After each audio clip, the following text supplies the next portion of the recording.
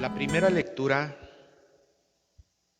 intenta despertar en nosotros una de las realidades más concretas que debemos de aterrizar en nuestra vida de fe.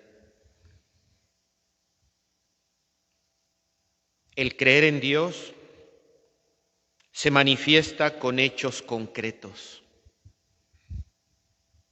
No basta solamente decir yo creo, sino realizar las actividades correspondientes a esa profesión de fe. Nabucodonosor pone a prueba de que no quieren servir a sus dioses, no los quieren adorar.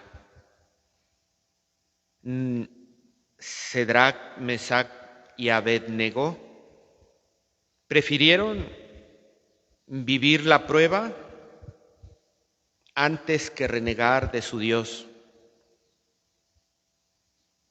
Cuando Nabucodonosor vio lo que hicieron, lo que fueron capaces de hacer por su Dios, el mismo Nabucodonosor que quería que adoraran a sus dioses paganos, termina diciendo: bendito sea el Dios de Cedrac, Mesac y Abednego, que ha enviado a su ángel para librar a sus siervos, que confiando en él, desobedecieron la orden del rey y expusieron su vida, antes que servir y adorar a un Dios extraño. La enseñanza, pues, de la primera lectura es que a Dios no solamente se le cree, sino se le adora y se le sirve. Recuerdo una persona que participaba en las charlas de ejercicios cuaresmales, que nos comentaba que muchas veces decimos que somos creyentes, pero no practicantes. Pues eso no sirve. Yo soy muy creyente. ¿Y te acercas a Dios? No, pues no. ¿Te acercas a la iglesia? No, pues no. ¿Te acercas a los sacramentos? No, pues no. Pues entonces eso no cuenta. O no es lo mismo, nos decía nuestra participante. Creer en Dios significa practicar nuestra relación de amor con Él. Significa adorarle, significa servirle, significa vivir en su palabra. De otra manera, solo se quedará en la mente, y en la mente no sirve. El Santo Evangelio nos dice que Jesús estaba frente a los judíos que habían creído en Él. Si pudiéramos traducirlo a nuestra época actual, ¿quiénes serían los judíos que habían creído en Él? Pues los que nos acercamos a Dios y a su iglesia y nos hacemos bautizar, o incluso hasta venimos a la Santa Misa. Esos seríamos los judíos que habían creído en el Señor. Pues es a todos nosotros que ya somos parte de la iglesia y que nos acercamos de alguna manera a vivir las celebraciones, a quien Jesús nos traduce este mensaje: si se mantienen fieles a mi palabra. Démonos cuenta, pues, cómo no nada más es decir yo creo, sino también es súper importante decir yo vivo conforme a la palabra de Dios. Pues de nada me sirve decir que soy creyente si no soy practicante, pero yo daría un paso más adelante para los que estamos aquí. De nada nos sirve decir que somos practicantes si no somos fieles. Y daría un paso más alto para los que buscan la santidad, para los hermanos más avanzados en el servicio. De nada me sirve decir que soy fiel si no soy feliz, si no estoy convencido, si vengo a la iglesia con cara de compungido? Cumplir por cumplir no tiene sentido. Yo creo que la invitación fundamental de inicio que nos hace la palabra de Dios, que más allá de creer, hay que mantenernos fieles a la palabra de Dios, y más allá de la fidelidad a la palabra de Dios, hay que encontrar la felicidad en ella, pues todo lo que Dios nos ofrece, todo lo que Dios propone para nuestra vida es para hacernos más humanos, para llenar nuestra vida de plenitud y conocer la verdad que nos hará libres, la verdad que nos hará felices. Por eso, si decimos que aceptamos a Dios, no debe quedar en la mera teoría lo que hoy nos invita la palabra de Dios, que si aceptamos a Dios, tenemos que ponerlo en práctica. O ponemos en práctica lo que Dios nos pide en su palabra, o al apagar en nosotros la palabra de Dios, lo estaremos matando, como Jesús le dice a los judíos que habían creído en Él. Tratan de matarme a mí. ¿Y por qué dice Jesús que tratan de matarlo a Él? Porque no aceptan sus palabras. Sí, yo sí creo en Dios. Y Dios te dice, pórtate bien. No, pues no, yo me porto como yo quiero. Estás matando a Jesús. Jesús te dice, ama a tu hermano, velo con amor. No, ¿yo por qué? No sabes las que me ha hecho. Entonces estamos matando a Jesús. Y así podemos poner ejemplos de la vida cotidiana. Si no abrazamos en nuestra vida la palabra de Dios, entonces también nosotros lo estamos matando. Si no hacemos vida en nuestra propia vida, lo que Dios nos enseña, entonces lo estamos matando. Ahora que estamos en los ejercicios cuaresmales, yo he insistido en una realidad. ¿Cómo conoceremos la verdad de Dios?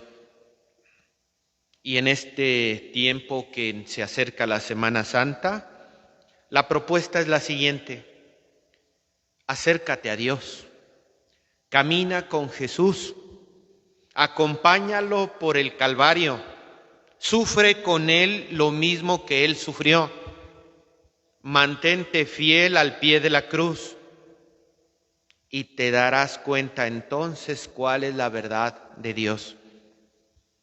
Es decir, es la práctica la que nos lleva al conocimiento de la verdad y no la teoría.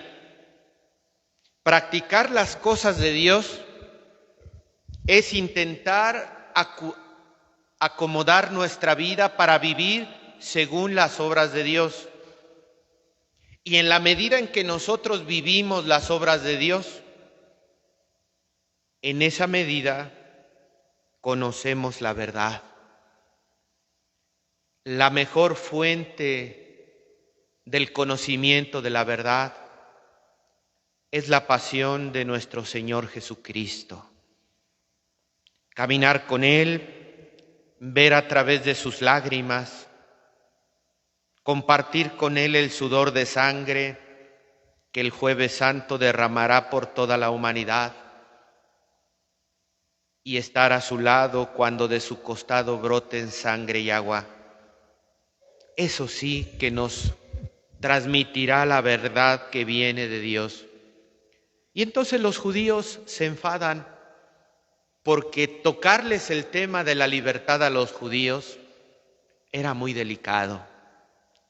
Recordemos que el pueblo de Israel había vivido durante 400 años como esclavos de Egipto. Incluso hay un pasaje de la Biblia donde está la esclava y la mujer libre. El hijo de la esclava, Agar, no será heredero con el hijo de la libre, Sara. Así que, hermanos, no somos hijos de la sierva, sino hijos de la libre, dice San Pablo en Gálatas. Y también Juan Bautista decía, tenemos a Abraham por padre. ¿Cómo vamos a ser hijos de la esclava? Los israelitas se consideran libres y el tema de la libertad los ha irritado y por eso quieren matar a Jesús. Pero hermanos, también eso sucede con nosotros. Cuando queremos hacer lo que a nosotros nos conviene según nuestros criterios y nos apartamos de los criterios de Dios, nosotros también apelamos a la libertad. Yo soy libre, yo hago lo que a mí me parece, yo actúo conforme me place.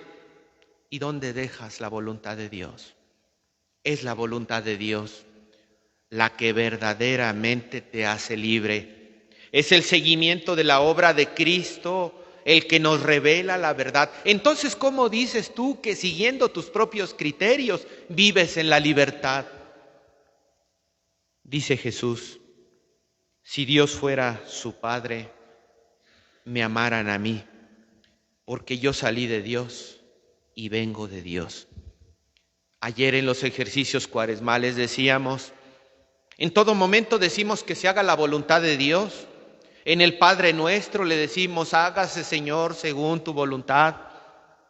Y cuando nos vienen las situaciones fuertes, al que menos tomamos en cuenta es a Dios. Y la voluntad que terminamos haciendo es la nuestra y nos olvidamos de la voluntad de Dios. Pero mira, esto tiene un peligro. Cuando nosotros hacemos nuestra voluntad y nos olvidamos de la voluntad de Dios, el peligro es que caigamos en la oscuridad, que caigamos en el pecado, que caigamos en la sombra de muerte. Para los judíos, la verdad era el cumplimiento de la ley, y al estudiar la ley, ellos se consideraban libres. ¿Cómo pudiéramos nosotros traducir a nuestra época lo que vivían los judíos?